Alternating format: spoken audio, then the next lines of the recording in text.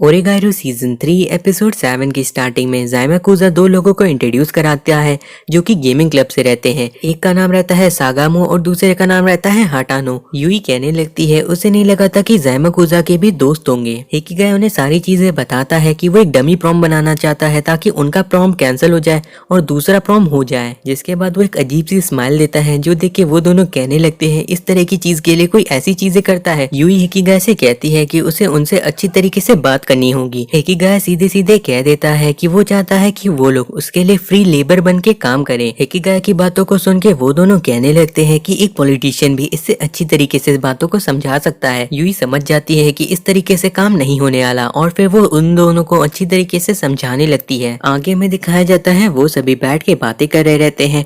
तभी वो दोनों कहने लगते हैं उन्हें प्रॉम में कोई इंटरेस्ट नहीं है। हिकिगाय कहता है उसे पता है कि उन्हें कैसा लग रहा है, लेकिन वो गारंटी देता है अगले साल ऐसा प्रॉम होने वाला है जिसमें उन सभी को भी मजा आएगी। तो फिर सागामो कहता है अगर ये बात सच है तो फिर वो उनकी मदद करने के लिए तैयार है।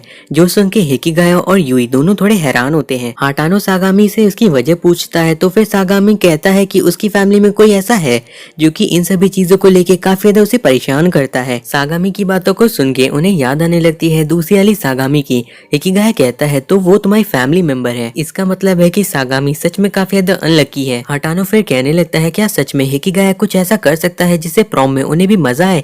हिकिगाय कहता है हाँ बिल्कुल, वो लोग अगले साल ग्रेजुएट होने वाले हैं तो हिकिगाय ध्यान रखेगा कि उन लोगों की पसंद के हिसाब से वो इरोहा से कह दे कि वो उस तरह का ही प्रॉम रखे, चाहे इसके लिए हिकिगाय को अपने घुटनों पे ही क्यों ना बैठना पड़े। हिकिगाय की बात को सुन के वो दोनों कहने लगते हैं क्या तुम सच में इरोहा को जानते हो। तो फिर हिकिगाय कहता है उसके हिसाब से तो स्कूल के अंदर बस एक ही इरोहा है। वो दोनों फिर कहने लगते हैं वो काफी ज्यादा बुरी है और वो उन लोगों को अच्छे से ट्रीट नहीं करती है। वो बहुत ज्यादा घमंड में रहती है जैसे उसका बॉयफ्रेंड कहीं का सीईओ हो। वो तो कभी उन्हें नोटिस तक नहीं करती है जैसे वो कभी एग्जिस्ट ही ना किए हो।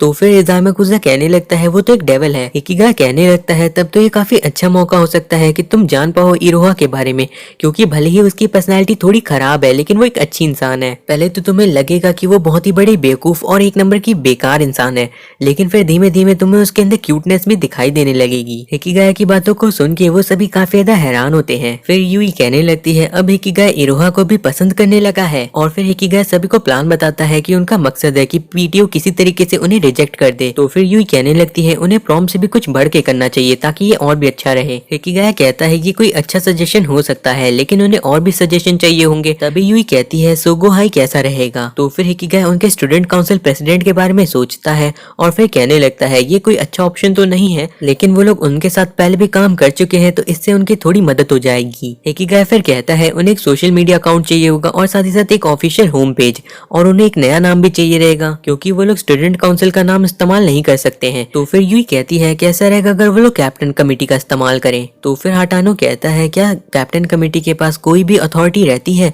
यूई कहने लगती है उसे नहीं पता, लेकिन नाम से वो काफी ज्यादा इंपॉर्टेंट लगते हैं। यूई की क्यूटनेस को देख के वो दोनों काफी हैरान रहते हैं। हिकिगाय फिर पूछता है कैप्टन कमेटी के हेड के बारे में। यूई बताती है कि वो हयातो है। देन हमें दिखाया जाता है कोमाची को जो कि बैठ के टीवी देख रही रहती है। हिकिगाय कहता है कि वो बाहर जा रहा है लेकिन कोमाची कोई भी रिएक्शन नहीं देती है।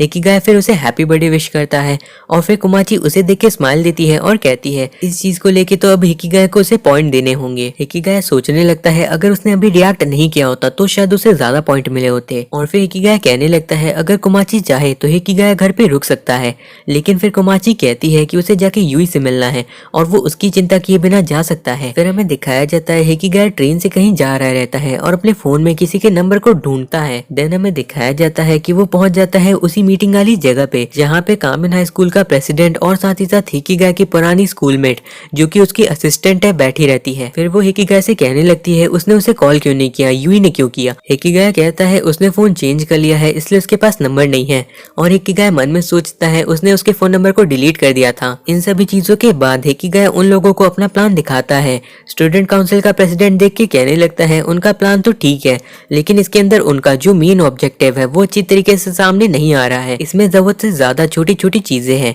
और उसकी असिस्टेंट हाँ हाँ कहने लगती है। हिकिगाय उसकी बातों को सुन के कहता है क्या वो बस इतना ही सोच पाया। उसके बाद वो कहने लगता है उनके प्लान में काफी वैरायटी है लेकिन उनका ऑब्जेक्टिव ही नहीं है, जिसके कारण उनके प्लान को एक्सेप्ट नहीं किया जा सकता। लेकिन फिर हेकिगाया रैप करते हुए उसे सारी बातें समझाने लगता है, तो फिर तामानावा भी उसकी बातों का रिप्लाई रैप करके ही देने लगता है। अब मैं तो रैप नहीं कर सकता, लेकिन आप लोग कहीं और से सुन सकते हो। यूई हेकिगाया की रिकॉर्डिंग कर रही रहती है रैप करते हुए, लेकिन एंड में तामानावा जीत जाता है और हेकिगाया का प्रपोजल रिजेक्ट हो जाता है क्योंकि उनके पास रिसोर्सेज ही नहीं रहते हैं। यूई पूछने लगती है तो उन्हें क्या करना चाहिए। इमोटो कहने लगती है उनके प्लान के अंदर काफी सारी ऐसी चीजें हैं जिन्हें करने में मजा आएगी। तो फिर तामानावा भी कहने लगता है अगर वो लोग अपने प्लान को थोड़ा सा मॉडिफाई करें तो शायद वो लोग इसे कर सकते हैं। उसके बाद हमें दिखाया जाता है कि हेकिगाया और वो सभी वापस जा रहे रहते हैं। तो फिर तामानावा पूछता है इमोटो से अपने साथ डिनर पे चलने के लिए, लेकिन वो मना कर देती है और वो दोनों घर जाने लगते हैं। उसके बाद हमें दिखाया जाता है यूई वापस आ जाती है और सभी को या हेलो कहती है, जो सुन के किसी को भी समझ में नहीं आया रहता। हेकिगाया कहने लगता है इसमें कुछ खास चीज नहीं है और अभी से जो यहाँ की ऑफिशियल ग्रीटिंग होगी वो या हेलो रहेगी, उनकी ऑफिशियल यूनिफॉर्म भी रहेगी और बहुत सारी चीजें। हेकिगाया की बात सुन के वो दोनों कहने लगते हैं लगता है इसका स्क्रू ढीला है, लेकिन हेकिगाया कहता है वो पूरी तरीके से सीरियस है। लेकिन फिर यूई कहने लगती है कि हेकिगाया इस तरह की बातें करना बंद करे, वो उसे एम्बैरेस कर रहा है। हेकिगाया के क्यूट चेहरे को देख के वो दोनों कहने लगते हैं ये बिल्कुल परफेक्ट है और फिर वो तीनों एक साथ मिलके या हेलो कहते हैं। तो फिर यूई उन सभी को काफी ज्यादा डरावना सा लुक देती है, जिसके बाद वो सभी डर जाते हैं। हेकिगाया फिर उन्हें एक होम पेज का डिजाइन देता है जो कि उन्हें बनाना रहता है। वो लोग कहने लगते हैं ये काफी सिंपल है, लेकिन इससे उनका काम आसान हो जाएगा। और तभी ज़ाइमाकुज़ा कहने लगता है हेकिगाया से कि उसने उनके ग्रुप के लिए एक अलग नाम सोचा है और उस ग्रुप का नाम रहता है साइको ग्रुप। हेकिगाया कहने लगता है ये नाम काफी ज्यादा अच्छा है और बाकी सभी कहने लगते हैं साइको को पढ़ के लग रहा है कि ये साइको वाली बात कर रहे हैं। फिर हेकिगाया भी सोचने लगता है ज़ाइमाकुज़ा भी काम आ रहा है। फिर वो सोचने लगता है उसके लिए अलग अलग कामों के बारे में। आगे में दिखाया जाता है हेकिगाया एक कैमरा की बुक को पढ़ रहा रहता है और उसके बाद वो उन सभी से कहने लगता है आज के लिए इतना काम बहुत है। यूई कहने लगती है अगर वो हयातो से मिलने जाने वाला है तो वो हयातो को उसके लिए मिस कॉल कर सकती है।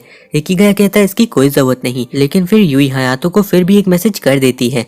हेकिगाया वहाँ से जा ही रहा रहता है, तभी वो देखता है यूकी को जो कि वेंडिंग मशीन से कॉफी खरीद रही रहती है। फिर वो जाके एक बेंच पे बैठ जाती है और उसके बाद वो हेकिगाया को भी देख लेती है। फिर हेकिगाया भी यूकी के पास आ जाता है। तभी वो देखता है कि हयामा डोर के बाहर ही खड़ा है, लेकिन वो फिर भी यूकी के पास बैठ के उससे बातें करने लगता है। हेकिगाया यूकी से पूछता है कि आखिर उसका काम कैसा चल रहा है। यूकी कहती है कि वो अपने प्लान में काफी सारे चेंजेस करी है ताकि उनके पेरेंट्स उसे अप्रूव कर दे। उसके बाद यूकी कहती है हेकिगाया को इतनी सारी चीजें करने की जरूरत नहीं है। हेकिगाया कहता है वो हमेशा ही इतनी ज्यादा चीजें ही करता है। फिर यूकी हेकिगाया को कॉफी देने लगती है और कहती है वो बाद में कभी पी लेगी, हेकिगाया को भी काम होगा। हेकिगाया उसे रोक लेता है और फिर वो कहता है अगर हेकिगाया काम करता है और उसे रिवॉर्ड मिलता है तो यूकी को भी रिवॉर्ड मिलना चाहिए। फिर वो यूकी के लिए भी एक ड्रिंक लेते आता है। तभी वहाँ पे यूई आ जाती है और कहने लगती है उसे हायातो को रिप्लाई आया है और वो डोर के बाहर हेकिगाया का इंतजार कर रहा है। तो फिर हेकिगाया वहाँ से जाने लगता है और यूकी भी अपने काम पे जाने लगती है। तभी यूकी का हाथ यूई पकड़ लेती है। यूई यूकी से कहती है क्या वो उसे इग्नोर करने की कोशिश कर रही है। यूकी कहती है ऐसा बिल्कुल नहीं है, बस वो बहुत ज्यादा बिजी है प्रॉम की चीजों को लेके। फिर यूई यूकी को बता देती है कि वो मदद कर रही है हेकिगाया की उसके प्रॉम को लेके। हेकिगाया कहता है वो ये बात यूकी को बताना भूल गया था। यूई कहती है वो बस चाहती है कि यूकी को जो कुछ भी चाहिए वो उसे मिल जाए।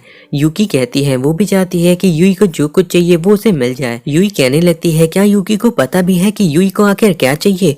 तो फिर यूई कहती है उसके ख्याल से उन दोनों को सेम चीज चाहिए। यूई यूकी की बात को सुन के थोड़ी सी हैरान होती है और फिर यूकी वहां से जाने लगती है।